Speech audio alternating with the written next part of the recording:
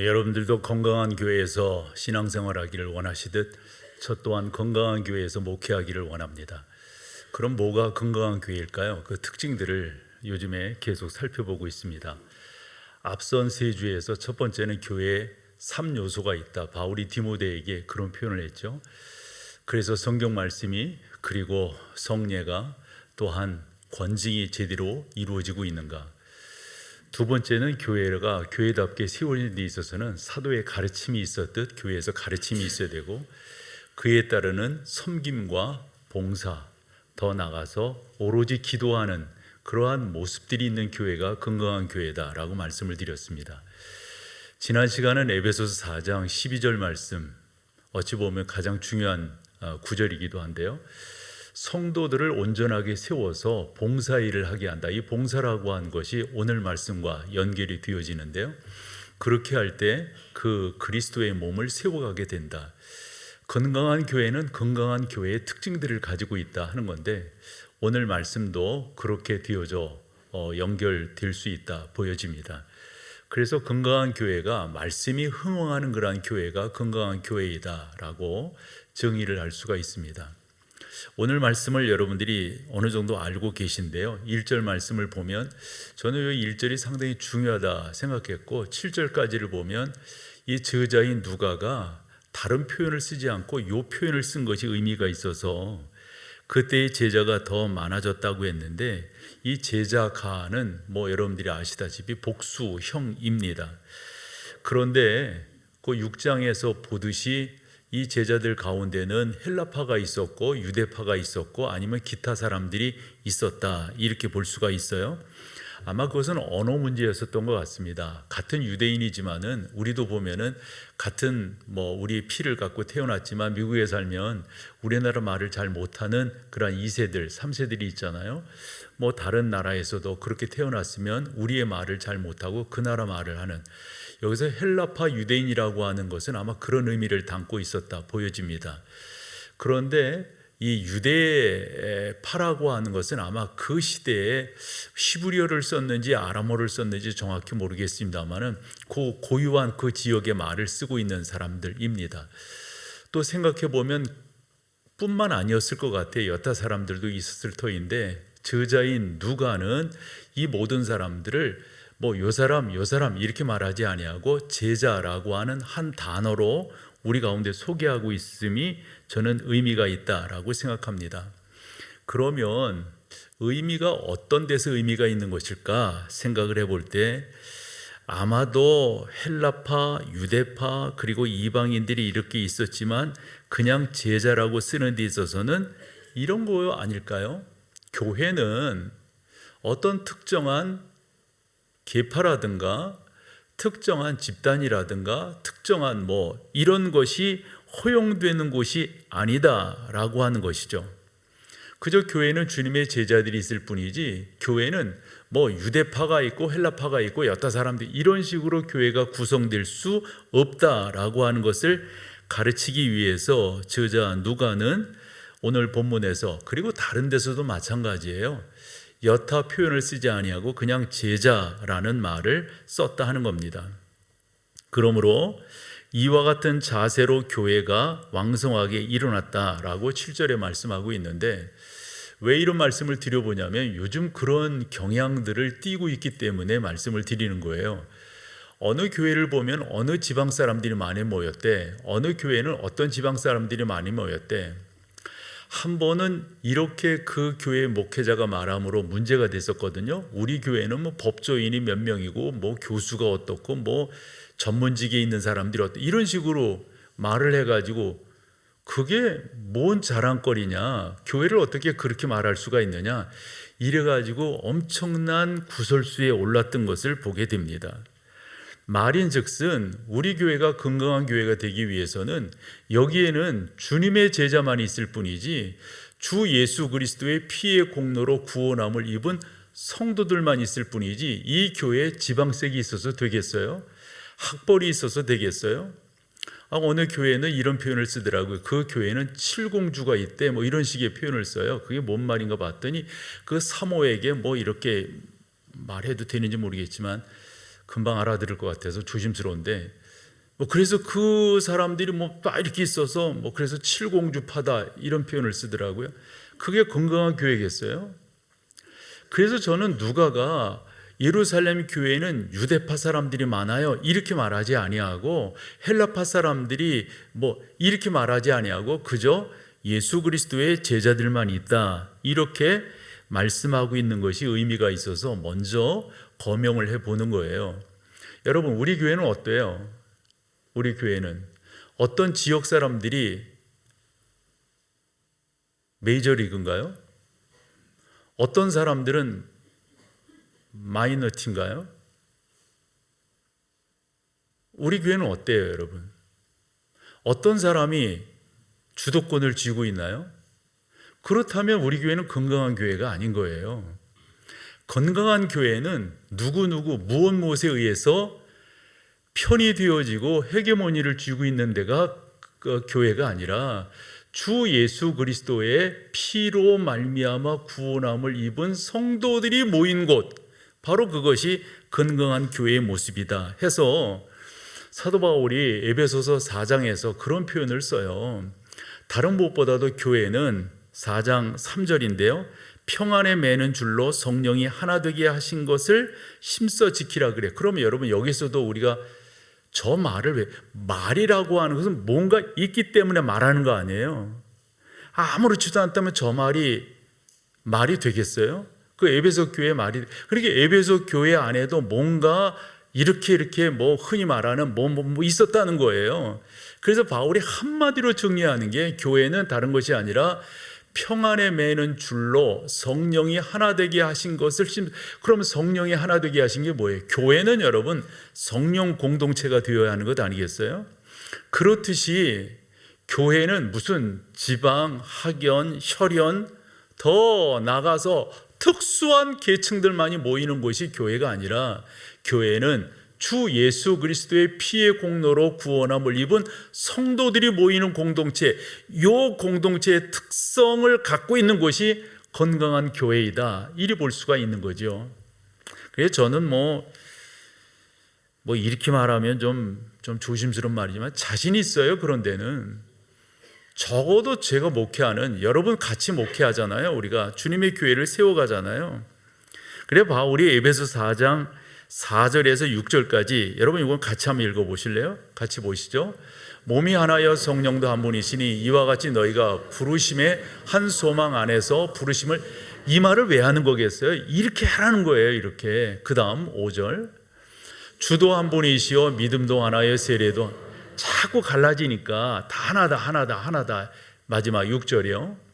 하나님도 한 분이시니 곧 만유의 아버지시라. 만유 위에 계시고 만유를 통일하시고 만유 가운데 이것이 인정되는, 즉 우리의 아버지는 하나님이시다. 우리의 주님은, 우리의 구원자는 예수 그리스도시다. 지금도 우리 가운데 교통하시고 우리를 통치하시고 우리를 선히 인도하시는 분은 오직 성령 하나님이시다. 이것으로 세워진 교회는 건강한 교회인 줄로 믿습니다. 사람에 의해서 있잖아요. 제가 말하라면 다 말할 수 있어요. 개인적으로 물어보세요. 제가 이야기해 줄 수 있어요. 어느 교회는 제발 여러분, 주님이 중심이 되는 교회, 한 번 더 말씀드리지만 목사는 직분일 뿐이에요. 그 목사가 헤게모니를 잡고 있으면 안 된다고요. 그러한 교회를 세워나가는 것, 저는 저에게 주어진 직분 가운데서 헌신하고 충성하고 있다 말씀드리겠지만 섬김을 다할 뿐이죠. 이와 같은 교회가 교회다운 특성을 가지고 나간 교회가 건강한 교회다. 그러면 여러분, 그렇게 해서 이 교회가, 예루살렘 교회가 건강하게 되어서 1절도 그렇지만 7절에 왕성한 부흥을 이루었어요. 그런데 그 부흥이 그냥 됐냐 이거예요. 우리는 지금 사도행전 1장, 2장, 3장, 그러면 28장까지 이렇게 보지만은 원문은 장 구별이 없어요. 절수가 없고요. 이렇게 쭉 연결된 거거든요. 그래서 그냥 성경 구절로 본다면 7절에 예루살렘 교회가 왕성하게 일어났다, 말씀의 부흥이 일어났다. 다시금 질문. 그러면 그것이 하늘에서 뚝 떨어진 거냐고요. 그래서 같이 봐야 돼요. 같이 봐야 돼. 그 앞에 어떤 일이 있었는가 이렇게 보면 다른 무엇보다도 여러분 그 5장 41절 42절 이렇게 보시는데 먼저 41절 봐봐요. 사도들은 그 이름을 위하여 능력받는 일에 합당한 자로 여기심을 어찌하면서요? 근데 여러분 그 앞에 걸 안 읽어서 그런데요, 엄청난 핍박이 있었어요. 그래가지고 그 핍박을 이 사도들이 잘 견디니까 엄청나게 때렸어요. 바울이 말한 것처럼 40에 하나 감하는 매를 맞았을 거예요. 여러분 만약 우리가 그렇게 되었다면 어찌 됐을까요? 그런데 있잖아요, 사도들은 그와 같은 일을 당하면서도 그 이름을 위해서 받는 거라면 뭐라고요? 합당하게 생각했다는 거예요. 여기서 그 이름은 뭡니까? 우리가 예수 그리스도를 믿는다고 하는 것 때문에 박해를 받는다면, 박해받는 이유는 간단합니다. 그분만이 우리의 주라고 고백했기 때문이에요. 황제가 우리의 주가 아니고요, 사내들인 공회가 우리를 지배할 수 있는 것이 아니라 오직 우리를 통치하시고 우리를 지배하고 우리의 찬양과 경배를 받으시기에 합당한 분은 오직 한 분이시다. 예수 그리스도이시다. 이래 가지고 어려움을 겪는 거잖아요. 그 어려움을 겪는 것에 대해서 사도들은 뭐라고요? 그 이름 때문이라면, 그 이름 때문에 고난을, 그 이름 때문에 능욕을, 그 이름 때문에 40에 하나 감하는 매를 맞는다면 뭐라고요? 합당하게. 저 합당하다고 하는 말은 다르게 표현하면 자랑스럽게 생각했다는 거예요. 가치 있게 생각했다는 거예요. 다른 무엇보다도 이런 일 때문에 어려움을 당한다면. 근데 여러분 합당한 자로 여기심을 뭐 하면서? 기뻐하면서. 요즘 며칠간 치과 치료를 좀 받았어요. 얼마나 아프든지. 근데 그게 아프니까 나한테 몸살로 싹 오더라고요. 너무 아프니까. 여러분 저렇게 맞고 저렇게 능용을 당하고 저렇게 고날, 트라우마 안 생겼을까요? 그 후유증 없을까요? 난 후유증이 있었을 것 같아요. 그런데 성경에 후유증이 있다고 생각하지 않아요. 그렇게 말씀하고 있지 않아요. 그런 것들을 기뻐하면서 이 사도들이 이 귀한 사역을 감당했다. 그러면서 사도들이 뭐라고 말하냐면, 날마다 성전에 있든지 집에 있든지 예수는 뭐라고 가르쳤다고요? 그리스도다. 그분만이 우리의 구원자다. 그분만이 성경이 예언한 바로 그리스도다. 다른 사람이 없다. 다른 이가 없다. 그분이시다. 그럴 때 성령 하나님 가만히 계셨겠어요? 가만 감동이 있었고요. 그럴 때 우리 성령 하나님 가만히 계셨겠어요? 그들 가운데 불과 같이 임하셔서 성령의 놀라운 역사들을 이루어내므로 교회가 부흥의 부흥을 이루었다라고 하는 게 성경이 우리 가운데 교훈하고 있는 내용입니다. 사랑하는 여러분, 그런데 이와 같은 성령의 역사가 있었던 교회예요. 이와 같은 사도들이 가르치고 전도했던 그런 교회입니다. 이런 교회에도 문제가 있더라는 거예요. 한다면 표현이 어떨지 모르지만 우리들이 모여있는 이런 데 문제가 있다고 하는 것, 어찌 보면 자연스럽다라기보다도 그럴 수도 있지 않겠어요? 근데 중요한 건 뭐냐면 성령 하나님이 다스리시니까요, 사도시대건 성령시대건 지금이건 간에 문제는 해결될 수 있다 믿습니다. 여러분 중요한 것은 이 교회를 성령 하나님이 다스리고 있느냐, 사람이 다스리고 있느냐? 당연히 안 그렇지요. 성령 하나님이 다스리시는 줄로 믿습니다. 혹여 우리 가운데 이런저런 살다 보면 갈등이 있을 수 있고 살다 보면, 근데 중요한 것은 그 모든 것들을 용해시킬 수 있는, 그 모든 것들을 소화시킬 수 있는, 그 모든 것들을 품을 수 있는 그러한 자정 능력이 교회 안에 있다. 뭐 때문에? 성령 하나님이 역사하시기 때문에. 바로 우리 교회가 그런 교회인 줄로 믿습니다. 그래야 건강한 교회로 세워져 나아가는 거예요. 그러면서 이제 좀 더 본문으로 들어가 볼게요. 오늘 내용을 보면은 이제 헬라파 유대인들은 유대인들이지만 아마도 외지에서 오래 살았기 때문에 이 본토 말을 쓰지 못하고 외국 말을 쓰는, 그 당시 헬라 말을 쓰는 그러한 사람들이에요. 이런 사람들이 구제에서 빠졌다, 그래서 원망이 일어났다, 이런 말입니다. 그런데 이 구제라고 하는 것은 어떻게 이루어지게 됐는가 보면 사도행전 2장과 사도행전 4장에 보면 성령 충만함을 받은 그 시대의 성도들이 자기의 것을 여기지 아니하고 사도들 앞에 갖다 놓았어요. 그때 사도들이 그것을 나눠주는 일을 했단 말이에요. 그런데 그 사도들이 그 나눠주는 일을 한 것을 오늘 우리가 읽은 성경에서 보면은, 여러분 2절 한번 보시면은 2절로 보여줄래요? 2절에 보면 12사도가 모든 제자들을 불러 이르되 우리가 하나님의 말씀을 제쳐놓고 접대를 일삼는 것이 접대라고 표현이 됐는데, 사실은 저게 문맥상으로 보면 어울리는 단어가 아니에요. 우리는 접대 그러면 모르게 대접한다 이런데, 좀 더 본문이 가지고 있는 의미는 뭐냐면, 저 접대가 가지고 있는 저 의미는 뭐냐면 돈을 나눠주는 거예요. 돈을 나누어주는 것. 그러니까 2장 말미에서 4장 말미에서 은혜 받은 사람들이 갔다가 사도들 앞에 놓으니까 그것을 가지고 나눠주는 거예요. 나눠주는 일을 한 것에 대해서 사도들이 생각하기를 우리가 이런 것을 하는 것이 어찌 보면은 하나님께서 우리에게 주신 사명을 잘 감당하는 것이 아니다, 이렇게 판단을 한 거예요. 그래가지고 또 그 가운데서 잡음이 생기니까 사도들이 특단의 조치를 내리게 됩니다. 그 특단의 조치를 내릴 때 그 2절도 봤지만 3절을 보시면은 성령과 지혜가 충만하여 칭찬받는 사람을 우리가 세우자, 이거예요. 세우자. 몇 명을 세우자고요? 7명을 세우자. 그래서 이 7이라고 하는 것은 우리가 요즘 요한계시록을 살펴보고 있는데 7영, 7눈 이런 표현 쓰잖아요. 그래서 7은 뭐라고요? 완전수다, 이렇게 표현을 해요. 그렇죠? 그래서 세상의 수 4, 하나님의 수 3, 그래서 7이니까 여기서 7은 사실 사람의 수로 하나하나 이렇게 자연수로도 볼 수 있지만은 이것은 하나님께서 그 교회에 완벽하게 해주셨다, 이렇게 이해를 하시면 된단 말이죠. 그러면서 아까도 읽었지만 2절 보았죠. 그 다음에 4절도 그렇습니다. 4절도 보면은 사도들이 이제 하는 말이, 우리가 해야 될 일은 그렇게 접대, 즉 나눠주고 이런 일보다도 기도하는 일과 말씀 사역에 우리는 힘쓰는 것이 옳다, 이렇게 말을 합니다. 그런데 여기에서 표현한 이 사도들이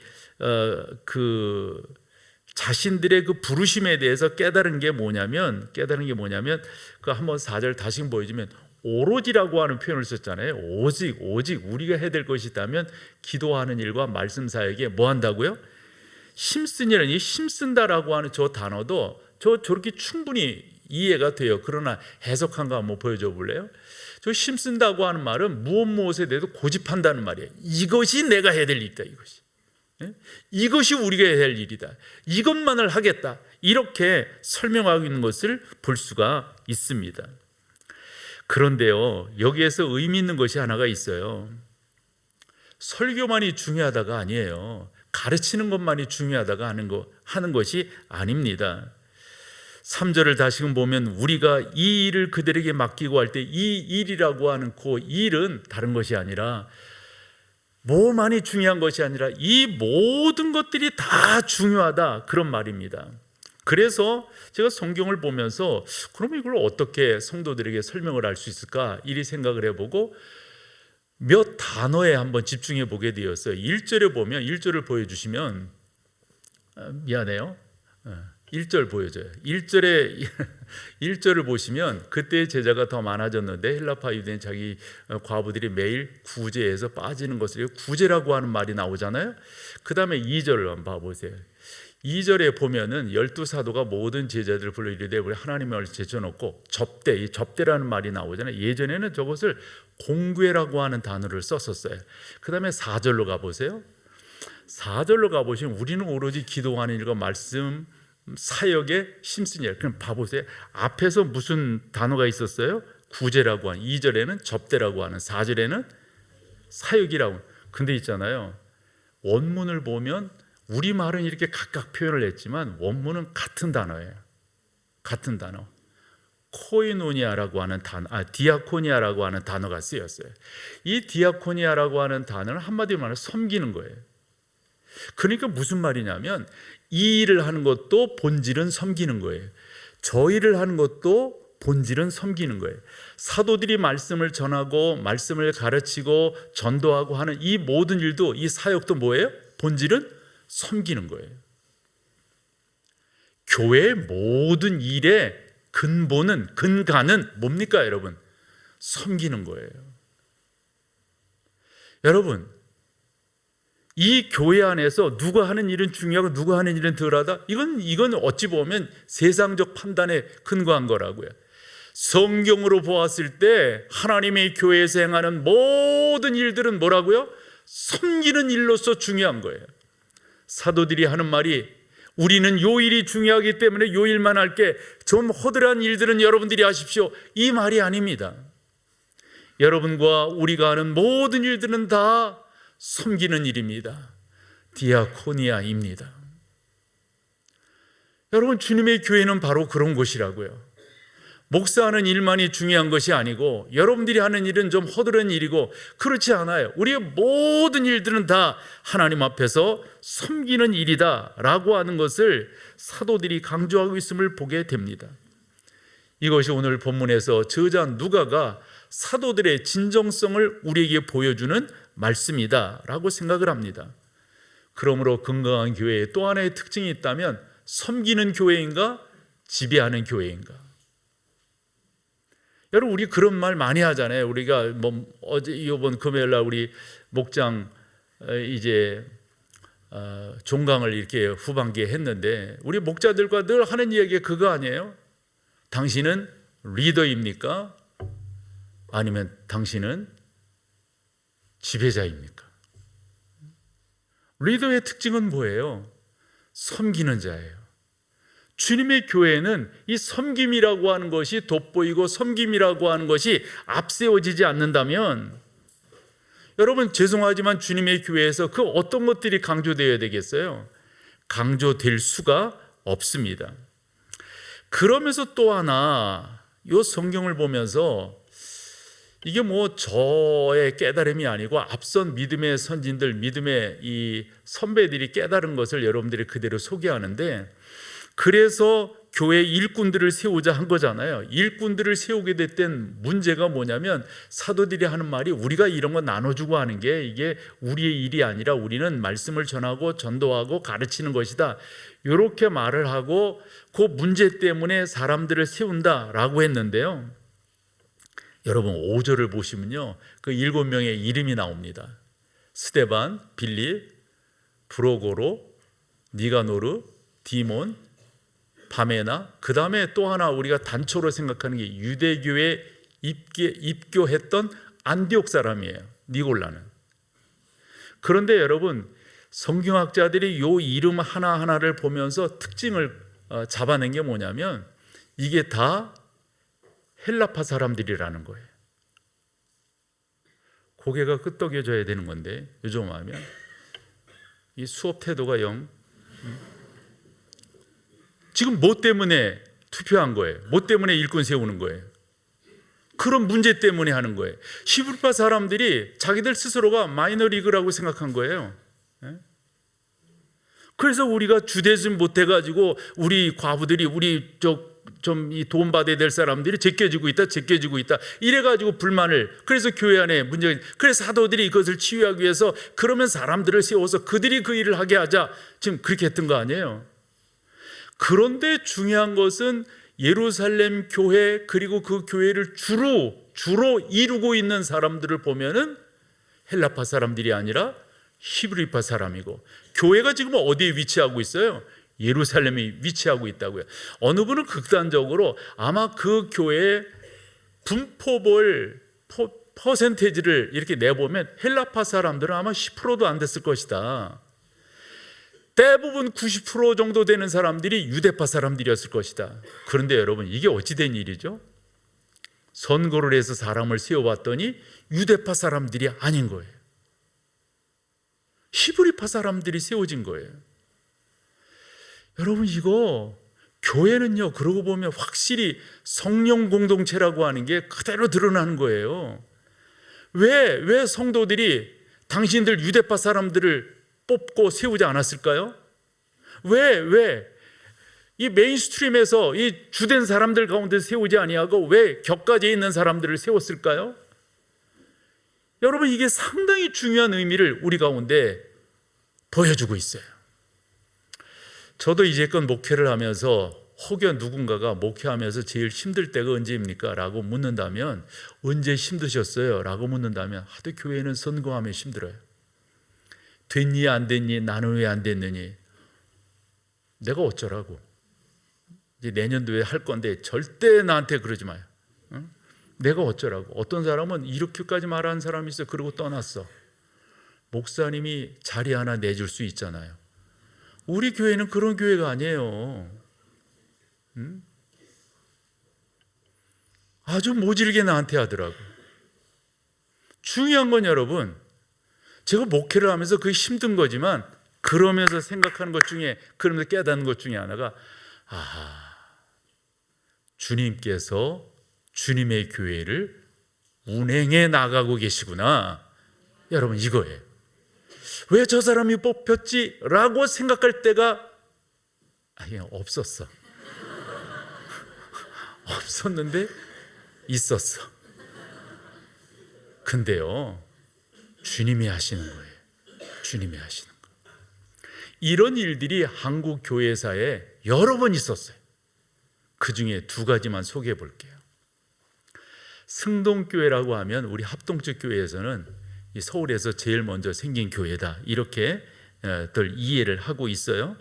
그 승동교회가 이렇게 부흥을 하면서 장로를 세우게 되는데, 그 당시 그 자료들을 보면은 이 교회에 그 갓쓰고 두루마기 있고 이렇게 하면서 에헴 하면서 교회 나오는 사람들이 많았다는 거예요. 그래서 그 양반들이 또 나와가지고 자기들끼리 또 이렇게 편을 지어서, 여기가 아니고 여기로 얘기했구나, 이렇게 편을 지어서 앉은 거예요. 이렇게 그전에 보면 장로님들이 이렇게 장로석 그래가지고 편져서 앉지, 이게 다 그런 데서 내려오는 거예요. 그게 그래 편을 져서 이렇게 앉고 하는 거예요. 그래서 우리는 좀 거시기한 사람들과 못 앉겠다 이러면서 앉은 거예요.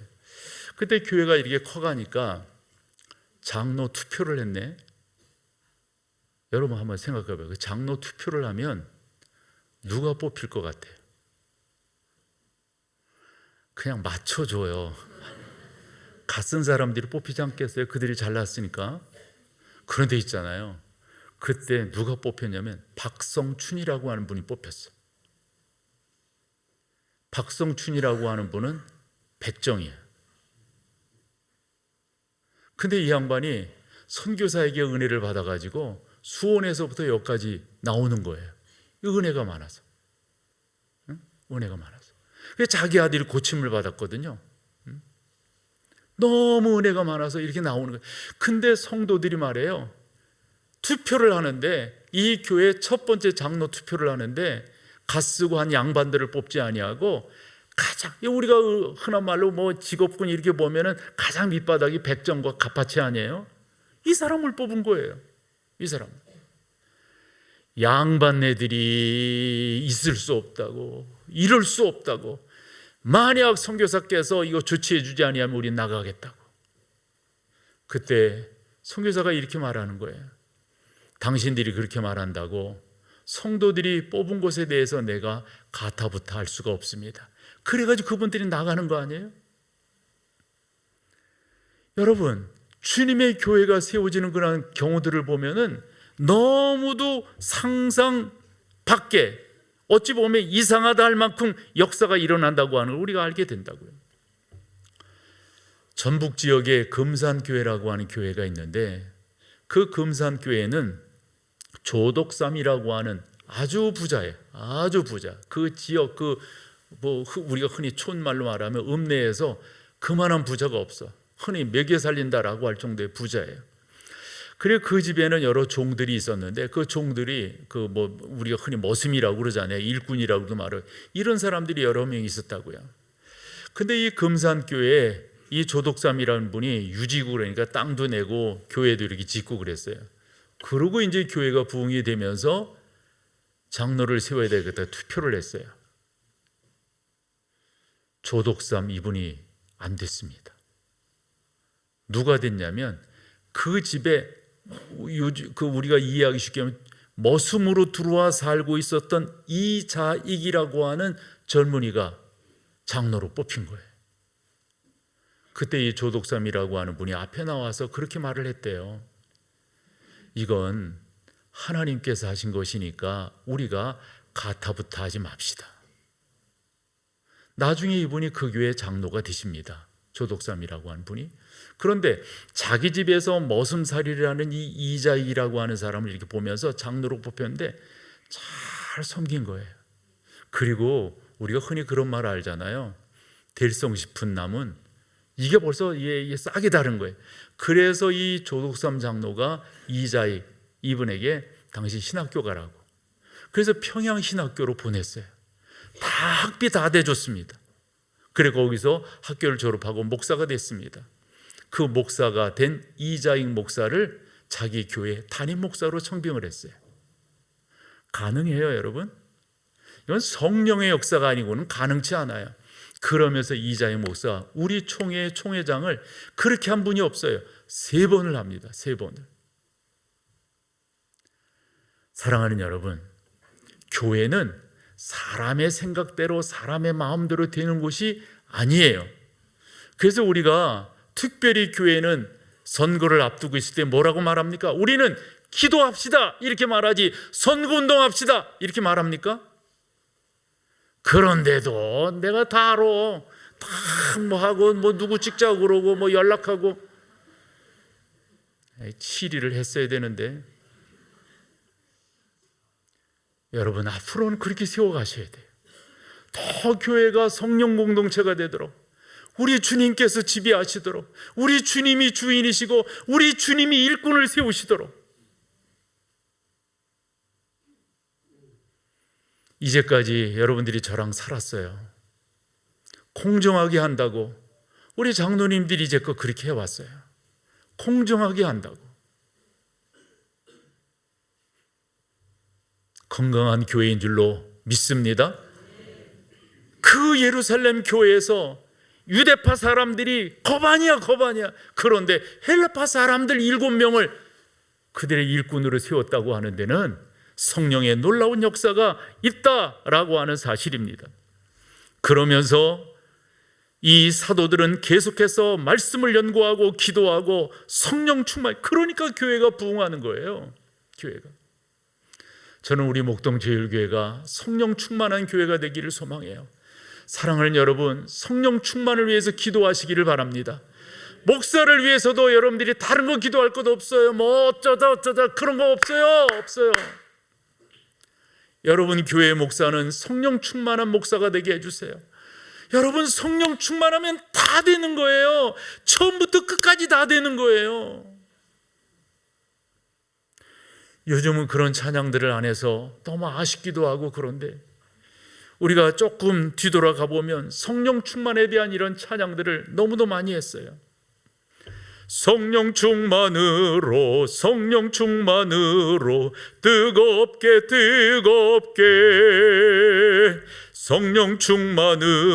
성령 충만으로 뜨겁게 그 다음에 셋넷 성령 충만으로 권능받아 땅끝까지 전파하리라. 성령 충만으로 권능 증이 돼. 이런 찬양하면서 우리가 성령 하나님 우리 지배해 주세요. 성령 하나님 교회를 붙들어 주세요. 성령 하나님 역사해 주세요. 참 피 흘리신 예수의 사랑 안에서 주님의 십자가 따라 생명을 바치겠느냐. 복음의 불길 오른다. 다 같이 일어나거라. 영광의 주님의 나라 다 같이 참여할. 그 다음에요, 성령의 불길 성령불이야. 성령의 불길 성령불이. 이러면서 우리 찬양하면서 성령의 은혜를 구했다고요. 성령 받으라, 성령 받으라, 예수님이 말씀하셨네. 성령 받으라, 성령 받으라, 예수님이 말씀하셨네. 이런 찬양하면서 찬양사. 세대 차이가 나니까 이게 우리 아들한테 말해도 모르고 딸한테 말해도, 우리 교육자들도 몰라 이런 거. 내가 물어봤다니까. 다윗과 요나단을 아세요? 성령 충만함을 위해 기도하는 여러분 되시기를 축복합니다. 그러면서 한 가지 더 말씀드릴 것은, 제가 목회를 해보니까요, 제가 이런 말 잘 안 했는데, 잘 안 한 게 아니라 안 했죠. 확실히 여러분, 교회가 건강하게 세워지기 위해서는 이 강단이 단단해야 됩니다. 그래서 이 좋은 나무로 만들었다, 이런 말이 아니죠. 이런 말이 아니죠. 말씀이 분명해야 됩니다. 말씀이 정확하게 하나님의 말씀이 증거되고, 정확하게 하나님의 말씀이 무슨 의미를 담고 있는가, 그래야만이 이곳에서 하나님의 사람들이 크는 거예요. 이곳이 바로 하나님의 사람들로 채워지는 건강한 교회인 줄로 믿습니다. 자리에 일어서셔서 마지막 찬양으로 주 앞에 나갑니다.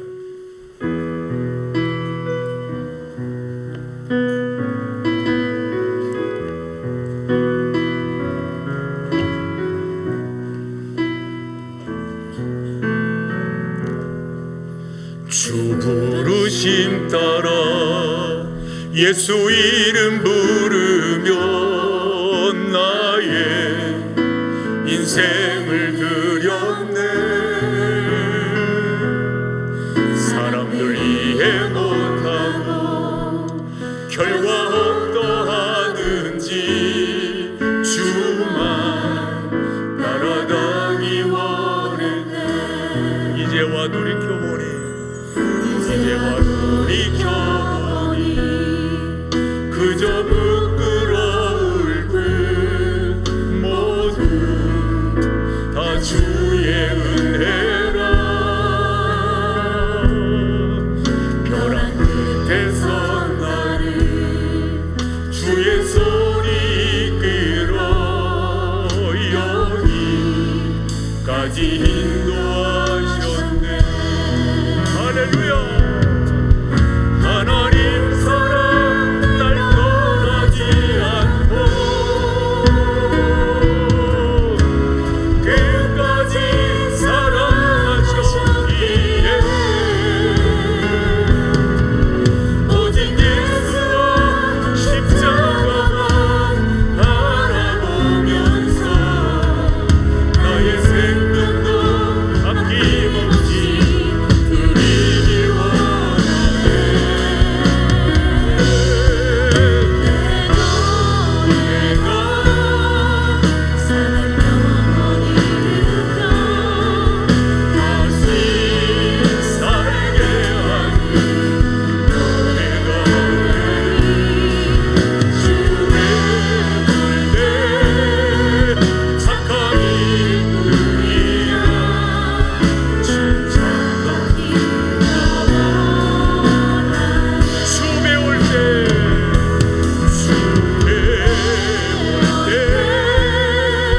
착한 이들이야 칭찬받기 원하네.